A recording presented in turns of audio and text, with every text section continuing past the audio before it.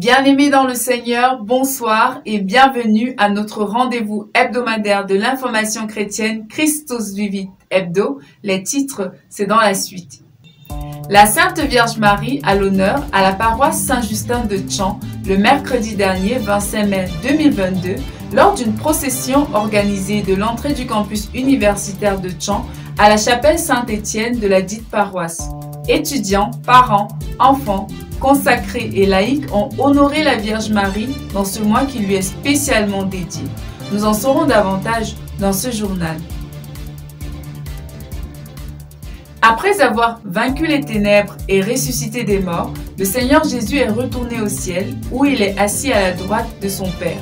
L'Église universelle célébrait jeudi dernier l'Ascension et à la paroisse Saint-Boniface de Ngui, les chrétiens ont célébré le Dieu qui est parti, mais qui ne les a pas laissés seuls. Nous aurons davantage de détails dans ce journal. Les vacances approchent et il est souvent de coutume et même très conseillé de faire un bilan. L'Église catholique offre la possibilité de faire une retraite spirituelle comme Jésus et de nombreux saints tout au long de leur vie. Dans ce journal, la sœur Victorine Dassi de la communauté des Cruzadas de Santa Maria nous explique ce qu'est une retraite spirituelle et son bien fondé pour notre croissance spirituelle et humaine. Voilà, c'était les titres, les développements dans un instant.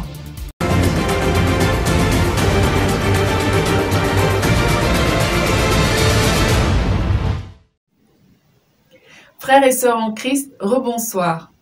Mercredi 25 mai 2022, les chrétiens de la paroisse Saint-Justin, sous l'impulsion du groupe des missionnaires universitaires catholiques de la Vierge Immaculée, ont dit le rosaire le long d'un pèlerinage spécial au sein de l'université de Tchan. Pendant environ 2 heures de marche, portant la statue de la Vierge Marie, les nombreux amis de Marie présents ont pu lui confier leurs intentions et lui témoigner leur attachement. Écoutons ce reportage de Bertie Gumken. L'abbé Patrick Kouchoungounu, curé de la paroisse, et les fidèles se sont engagés à participer activement et intensément à cette marche pèlerine qui ne se vit qu'une fois l'an. C'est ainsi que la procession a débuté à la salle des aumôneries par une prière d'ouverture du responsable de la communauté, suivie de la méditation du rosaire. Ayant pour modèle le pasteur, le silence était de mise, la discipline n'était pas des moindres pendant la méditation des mystères de la vie du Christ. Les participants étaient dévoués, des plus petits aux plus grands, des plus jeunes baptisés aux plus vieux. Après l'accueil chaleureux à Maman Marie embellie par ses litanies dans la chapelle 6 au campus G, une messe d'action des grâces a été dite en son honneur. Le curé a mentionné dans l'homélie que l'histoire de la rédemption a commencé avec le oui de la Sainte Vierge. Si tu l'accueillons comme notre mère et apprenons à être vraiment ses fils et ses filles, à l'écouter, avec elle, le Seigneur fera aussi toutes choses nouvelles dans notre vie. Au sorti d'une messe aussi vivante, il nous en dit plus. Bonsoir, chères auditrices et auditeurs de notre hebdomadaire Christus Vivit. Voilà, nous venons de vivre dans la paroisse Saint-Justin, la paroisse universitaire, notre procession mariale. Vous savez, nous sommes au mois de mai, un mois dédié à la Vierge Marie. Et chaque année, donc, le dernier mercredi, nous vivons, n'est-ce pas, cet événement dans notre paroisse. Évidemment, nous savons que les processions mariales sont une réalité dans notre Église. Nous portons avec honneur, avec joie, avec amour, celle que le Père a choisie comme mère, comme maman à son Fils, divin Fils, et lui qui nous l'a donné au pied de la croix. Donc c'est notre manière, n'est-ce pas, de l'honorer et de lui présenter, n'est-ce pas, nos besoins, nous en tant que ses enfants, afin qu'elle puisse, en tant que mère bien-aimée, mère chérie, les porter auprès du cœur sacré de son divin Fils. Dans la procession mariale, c'est en fait ça, que la Vierge Marie puisse, en marchant, n'est-ce pas, avec nous dans nos rues, puisse aussi nous obtenir les grâces dont nous avons besoin, parce que quand elle passe avec son Fils, il y a toujours, n'est-ce pas, les grâces qui se répandent. et le faire à travers le campus, justement que son fils puisse par elle bénir notre campus universitaire pour que tout ce qui se passe puisse être pour la plus grande gloire de Dieu. Voilà, c'est ce que je peux, n'est-ce pas, nous dire concernant la procession mariale que nous venons de vivre ensemble avec toute la communauté chrétienne. Merci. Pour que cette harmonie se soit rendue visible, tous les groupes et mouvements de la paroisse étaient impliqués dans la direction du processus marial. François Photo était présent dans les lieux. Écoutons-le.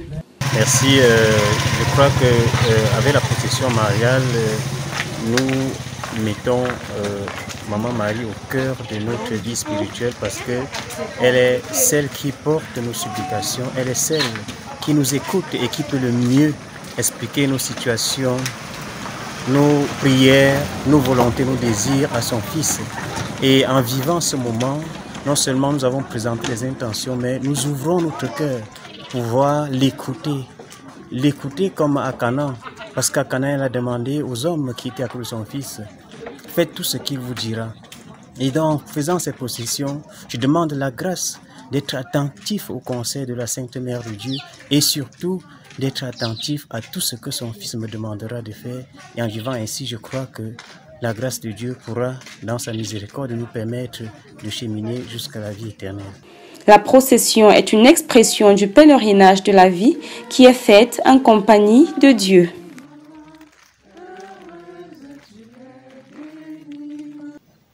Après avoir honoré la Vierge Marie, les chrétiens ont célébré l'Ascension, la montée triomphante du Seigneur Jésus au ciel, qui a été célébrée jeudi dernier par l'Église universelle. Dans une ambiance de fête, mais aussi d'attente de l'Esprit Saint, les chrétiens de la paroisse Saint-Boniface de Ngui se sont réjouis des promesses du Seigneur et de l'approche de la Pentecôte. Reportage de Manuela Tsafak. Il était 7h20 quand la procession d'entrée franchissait le seuil de l'église paroissiale. Remplie de fidèles ce jeudi 26 mai 2022, jour férié de l'Ascension du Seigneur sur l'ensemble du territoire national et jour de fête d'obligation pour les chrétiens de l'église catholique. L'orientation et l'objet de la célébration étaient très vite perceptibles dans l'ancienne, puis la prière d'ouverture, dite par le célébrant à l'occasion des rites d'entrée. De grâce, car l'ascension de ton Fils est déjà notre victoire. Nous sommes les membres de son corps. Il nous a précédés dans la gloire auprès de toi. Et c'est là que nous vivons en espérance. Par Jésus-Christ, ton Fils, notre Seigneur et notre Dieu, qui règne avec toi dans l'unité du Saint-Esprit, Dieu vivant pour les siècles des siècles.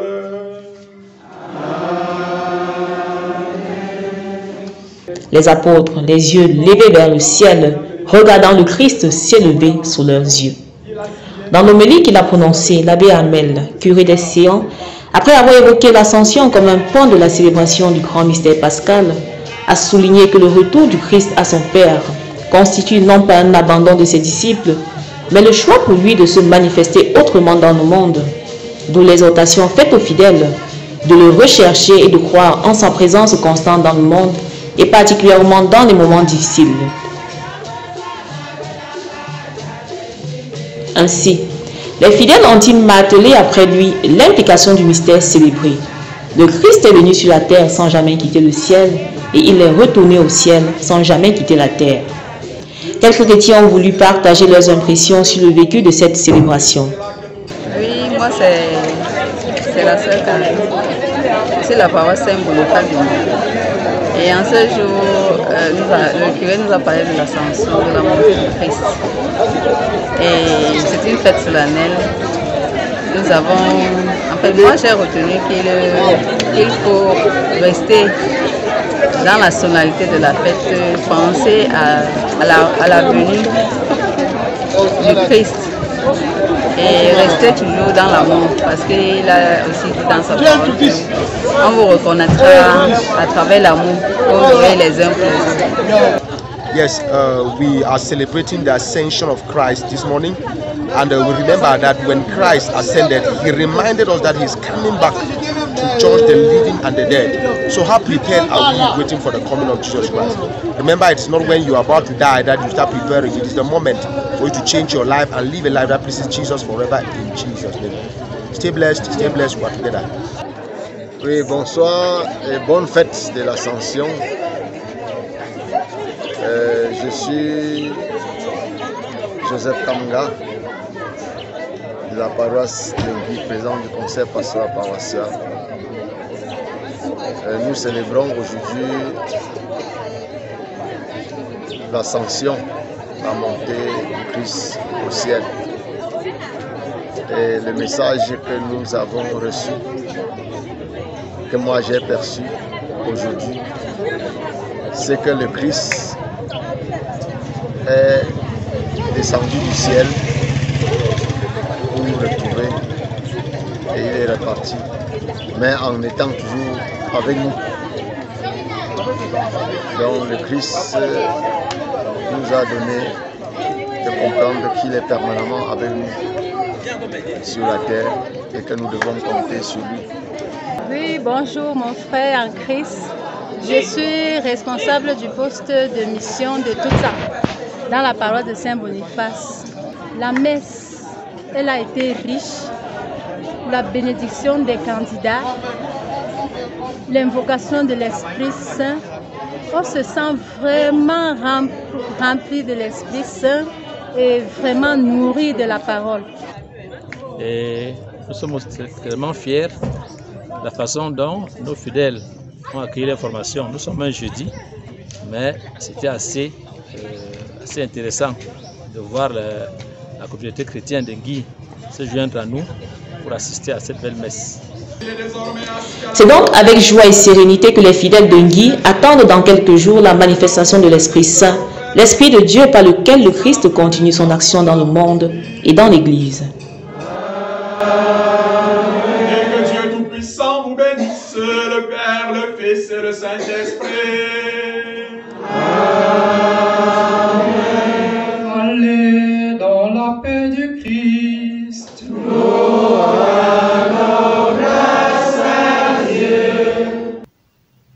Se retirer pour quelques jours dans un monastère, dans un établissement d'accueil catholique, loin de la ville, loin des bruits, est une partie essentielle de la vie chrétienne. Les mouvements d'action catholique, les communautés, les groupes dans l'Église offrent ces moments de retraite spirituelle à leurs membres, parfois réticents à cause des prix. Pourquoi investir en effet son temps et son argent dans une telle activité? Quel est le bénéfice pour notre croissance dans la foi et même dans notre vie de chaque jour? La sœur Victorine Dassy répond à nos préoccupations au micro de Stéphanie Bébissi. La grande préoccupation, c'est toujours de savoir pourquoi on le fait, à quoi ça sert, qu'est-ce que ça nous donne. Mais avant de répondre, un petit tour d'horizon est important pour qu'on comprenne ce que signifie retraite spirituelle. C'est en général un temps que prend une personne pour prier, réfléchir sur sa vie à la lumière de la parole de Dieu. On peut le faire seul ou en groupe, mais dans un endroit qui s'y prête par son climat, son silence, et avoir quelqu'un qui aide, qui suit votre démarche personnelle si vous le sollicitez. Le retraitant dans ces circonstances est accompagné et est soumis à un certain nombre d'exercices. Voilà. Et quand une retraite est structurée de cette manière, on parle des exercices spirituels. Et Saint Ignace de Loyola en est le fondateur. Il en a fait l'expérience dans sa vie, a accompagné beaucoup de personnes dans ce sens et a laissé cette formule comme héritage à l'Église. Voilà. Et quand on parle des exercices spirituels, sans cesse les jeunes disent « Ma soeur, c'est exercice spirituel ou retraite spirituelle ». C'est le même mot qui a à son centre l'expression exercice spirituel. Spirituel se rapporte à l'esprit, qui est le nom dérivé le nom qui dérive aussi de l'adjectif spirituel. Tout ce qui est fait se réfère à notre esprit. De même que les exercices, au centre des exercices physiques, il y a le corps. Dans les exercices physiques, nous travaillons notre corps. Dans les exercices spirituels, nous travaillons notre esprit. Même si le corps en bénéficie beaucoup. Les exercices spirituels, donc, est une manière ou désigne toute manière d'examiner sa conscience, de méditer, de contempler, de prier mentalement et vocalement et beaucoup d'autres détails qu'on peut donner aux retraitants sur place. C'est un ensemble d'efforts, de gestes à poser sur plusieurs domaines simultanément pour rendre son esprit disponible à entrer en contact avec Dieu. Vous serez surpris. Saint Ignace s'arrête sur la manière de manger, de dormir, d'écouter et même de s'asseoir, de prier, de marcher. D'où le silence. Ces exercices conduisent, nous donnent de découvrir, de savourer dans un silence intérieur la rencontre avec Dieu. Beaucoup de choses se jouent dans la relation du retraitant ou de la retraitante avec Dieu à travers une série d'exercices. Toutes ces attitudes sont soutenues par le désir réel de la retraitante ou du retraitant à accepter les difficultés qu'elle suppose et avec joie. On fait donc les exercices spirituels. Pourquoi? Pour se connaître, en étant honnête et courageux, à regarder sa vie pour identifier ce qui est bien et ce qui n'est pas bien, et les déposer aux pieds du Seigneur. Connaître Dieu pour comprendre qui il est, son amour pour moi, son projet sur moi. Et connaître les autres pour les comprendre et cheminer fraternellement avec eux. De cette manière, la porte de la grâce s'ouvre progressivement et je trouve la force de me convertir petit à petit. Et quels sont les mots-clés? Les mots-clés de cette formation, de ces exercices spirituels.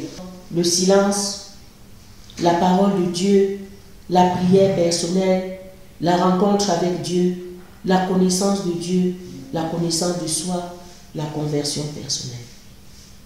Sur ces mots,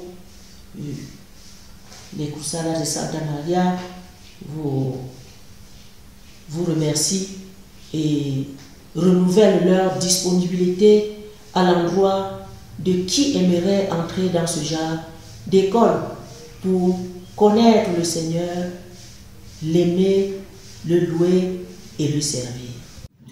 En parlant de retraite, l'aumônerie diocésaine des jeunes de Bafoussam organise les journées nationales des jeunes à Ebolova du mardi 2 au dimanche 7 août 2022. Les inscriptions continuent jusqu'au 17 juin. Pour plus d'informations, bien vouloir contacter les numéros au bas de l'écran. Autre brève, le pape François a nommé le dimanche 29 mai dernier 21 nouveaux cardinaux, parmi lesquels 16 cardinaux électeurs. Cette décision augmente à 229 le nombre de cardinaux et 131 le nombre de cardinaux électeurs. Ces cardinaux proviennent des 4 continents, 8 de l'Europe, 6 de l'Asie, 2 de l'Afrique et 1 de l'Amérique. En Afrique, c'est Monseigneur Peter Okpalepe, évêque d'Ekwolobia, au Nigeria, et Monseigneur Richard Kuobawa, évêque de Wa, au Ghana, qui entre dans le grand collège des cardinaux de l'Église catholique. Voilà, nous sommes parvenus à la fin de ce journal. Merci de nous avoir écoutés. À mercredi prochain pour une nouvelle édition de notre journal. Aidez-nous à partager et à diffuser l'information chrétienne. Que Dieu vous bénisse abondamment.